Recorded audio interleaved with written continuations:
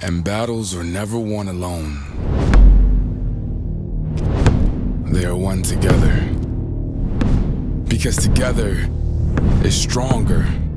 Tied tight, united we stand. In honor of one child's wish. And inspired by the fire in his fight.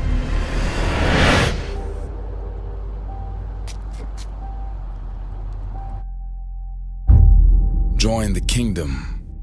Hey everyone, my name's Ryland and welcome to the 6th episode of the KingJay Podcast. Now, before we get started, I just thought that I'd like to share a quick little message that I saw on social media over the week, and this is a topic that I've touched on quite a bit in the previous episodes, but it was just talking about how what you think your current tough situations are in life, and I'm not referring to, mental illnesses, those are obviously something that are completely different, and, everyone's got their own struggles, but just more so the day-to-day, the tough test at school or, tough day at work, couldn't keep the sales up at work, whatever it may be. I just saw this message and it was talking about, what you think is tough, you should go and tell that to a kid in the cancer unit at the children's hospital. Go tell them how tough your day was. And it just kind of, I totally, agreed with that. I just thought that it was something that everyone should kind of, take into consideration. Obviously everyone's got their own battles, their own struggles, but, just those day-to-day things that, everyone thinks is, that they call is so hard to do, getting into the gym every day, staying fit, staying active, eating healthy, when you're saying that it's so hard, it was just basically saying, go tell that to a kid battling cancer, and, just saying, these are kids who, they don't know if they're going to be alive the next day. They don't know what tomorrow holds. They don't know how they're going to be feeling tomorrow. They don't know where they're going to be if, something happens and they got to go into surgery. So it's just something that kind of hit me, just that I thought that I'd really like to share with everyone, just to kind of remember just to be grateful, and that,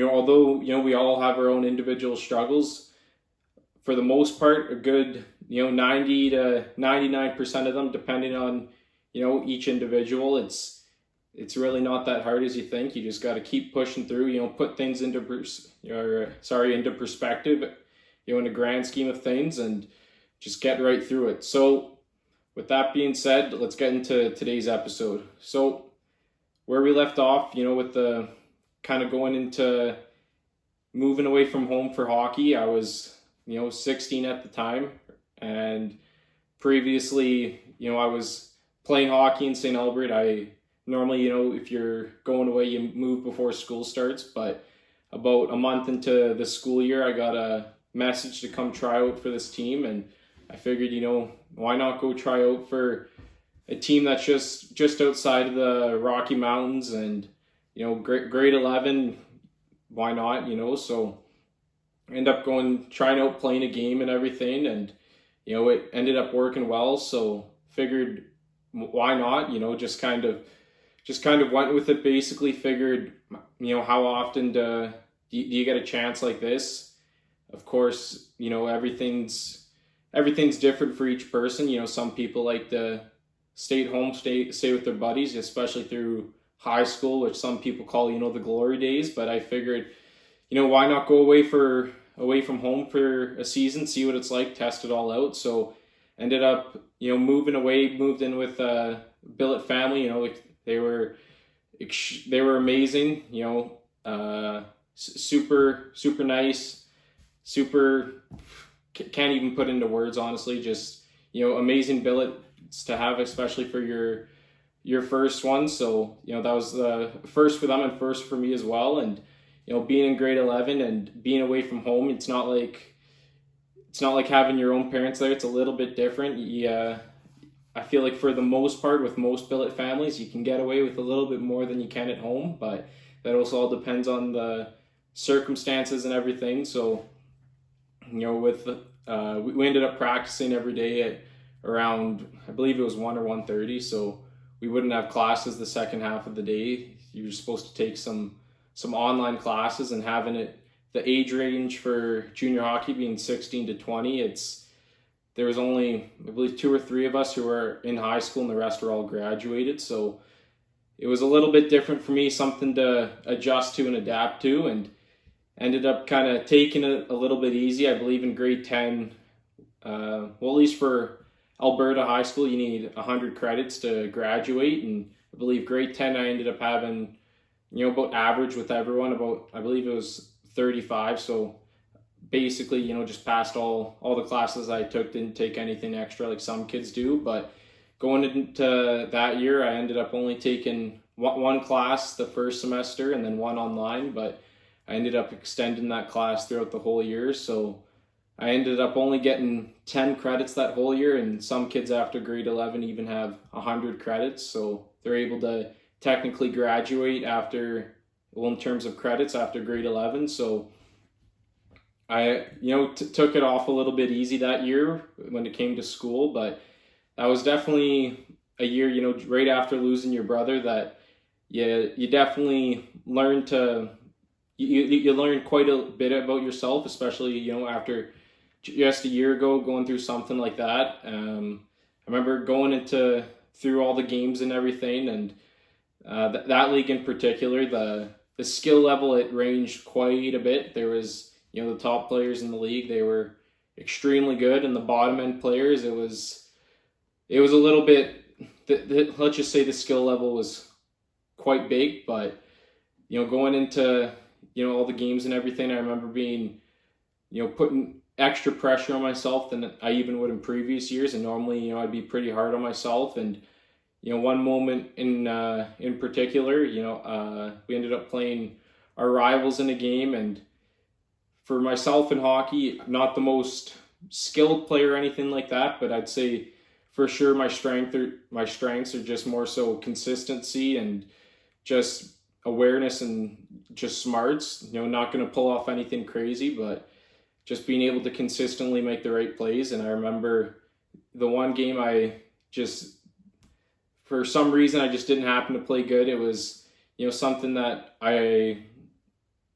it was just uncommon for me not to just consistently, just make those simple right plays. But I remember, we ended up losing. I believe it was just 1 goal. So I especially after that game, I was extremely hard on myself, and it was a late game at home too. So I remember, the gates were open, the Zamboni didn't go on after, so I ended up skating myself a little bit just after the game, just being so frustrated with myself and getting off and just sitting in the room, just thinking about how I couldn't even perform decent in an important game that was against, another top team in the league, and we ended up, losing just by 1 or 2 goals. And I remember just staying late, the whole team's gone, and I'm still just starting to get undressed at this point. And normally, I would carpool with one of the buddies, went for home games and practices, and I just told him to go. I ended up getting my billet mom to come and pick me up, and I remember just being so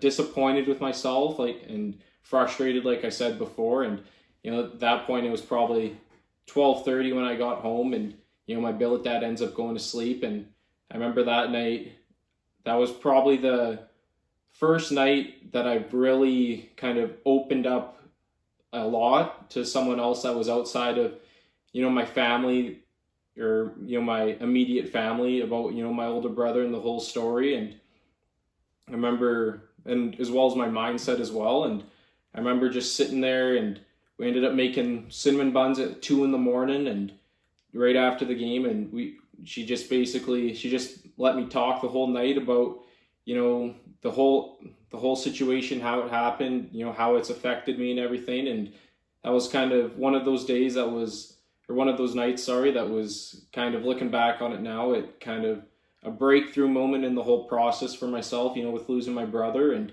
just being able to finally truly kind of go into details and open it all up, and just a step in the right the right direction to be able to help other people in similar situations as well. So that was just one of those moments that, it just kind of goes to show, for those who are unfamiliar with, billet families and everything, just goes to show how amazing that billet families are, just willing to let random kids come in and let them live with them, take care of them and everything, and just moments like that. So that was a moment that I was really appreciative of, and, was super grateful for. And I remember going in, end of the season, and, like I said before, only having 10 credits. So going into the upcoming summer and everything, and I ended up getting an offer to go play down in the States in New Hampshire. And I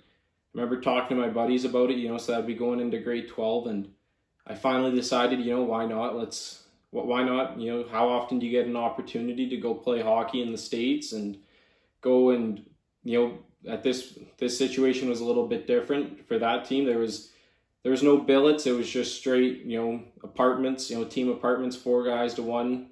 So, you end up sharing a room with one guy, 2 rooms. And I figured, why not? You don't get this opportunity very often. So I remember talking to my buddies from St. Albert about it, and some of them even getting a little upset about it. They were thinking it was a little bit selfish of me to go and, just leave for the last year of high school, and talking about all the parties and everything that I was going to miss. But, of course, I was just kind of a short moment for them, and they kind of stepped back and realized it in the big picture and everything. It's all good now, of course. But going in, ended up living with 3 guys who you've never met before, end up being your teammates. You end up learning a lot more and about yourself, for sure, especially about the whole process, like I've been talking about, with losing a brother to cancer and everything. And you learn, especially at 17, essentially living on your own in a way,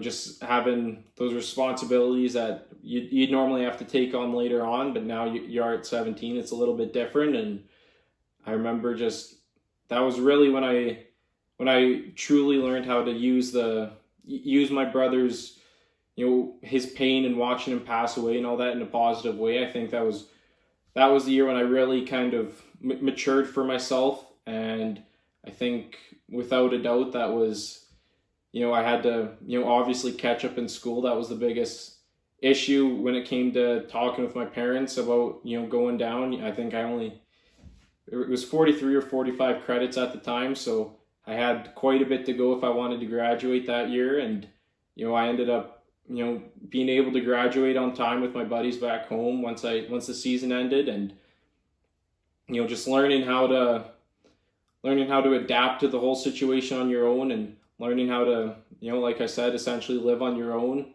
at that age. It's something that really pushes you to change as a person in the right way. You can rather, I feel like in a situation like that, you can go 2 ways. You can kind of take it easy and take it as a freebie, as a gift, just to party and everything like that, or, put in the work to finish school on time. That, not saying that, the whole situation wasn't my fault. It was 100% my fault for taking the year previous easy and everything. Only taking 2 classes the whole year. So, having to take some grade 11 courses, some grade 12 courses, kind of similar situation as my older brother, except, he was battling cancer, and that was the whole reason why he had to take some grade 11 courses while he was in grade 12, but, still being able to graduate and on time. And, myself, it was a little bit different, just being more so lazy the previous year. But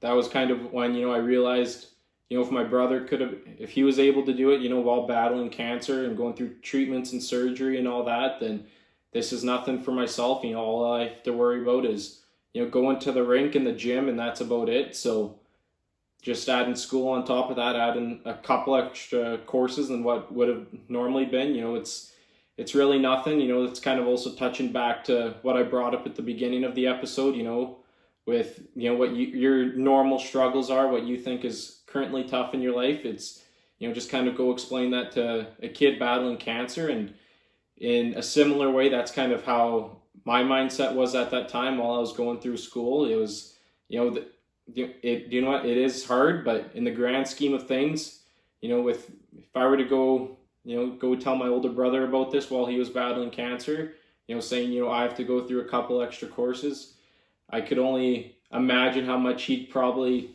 especially him with myself, we'd love to bug each other and tease each other and all that. So he would definitely give it to me a little bit on that, especially with him going through, like I said before, him having to take those extra classes so he could graduate on time with his buddies. It was definitely something that helped me push through, and it was, like I said before, that year as a whole, it was really a year for myself where I believe I really grew as a person. I kind of realized what's important for myself. I learned to, enjoy different things in life, not always take, the normal route, going away for your grade 12 year, especially to the States where you got to work out some things with your school back home and have to take all your classes online because of, you take them in the States and you can't graduate back home. So being able to kind of understand the big picture in life, after having to lose your brother like that, having to watch what he had to go through, it kind of really teaches you what's important in life and what's hard, what's not. And, like I said in previous episodes, I know I've touched on the topic before and I've kind of gone over this quite a bit, but I just kind of wanted to make it clear. I'm not, with this, I'm not referring to people with, their own like real tough struggles. Like I said at the beginning, mental illnesses and all that. That's, of course, extremely difficult as well. And also it's not just kids with cancer or anything, there's tons of life-threatening illnesses out there. So it's not just one category in particular, that I'm talking about. It's, there's a ton that you could all put into one, but that's just kind of one that that's kind of the only perspective that I've seen it from. So I'm not trying to single out anyone or anything or saying that, anyone's particular struggles aren't tough or anything. I'm just more so referring to the day-to-day stuff. So with that being said, that's going to wrap up this week's episode. And if you guys like this podcast, please like, share, and subscribe it with all your friends and family. So, we're able to help as many people as possible. So I hope you guys tune in next week. Thank you very much for tuning in to today's episode on the KingJay Podcast. Whether you're listening on your favorite podcast app or watching on YouTube, please like, subscribe, and share with all your friends and family, as our goal is to grow this as big as possible so we're able to reach this podcast to as many people as possible who are potentially looking for some guidance through a tough time in their lives and be able to help fund future wishes for other kids in need and just be able to make as big of an impact as possible. Thank you. Join the kingdom.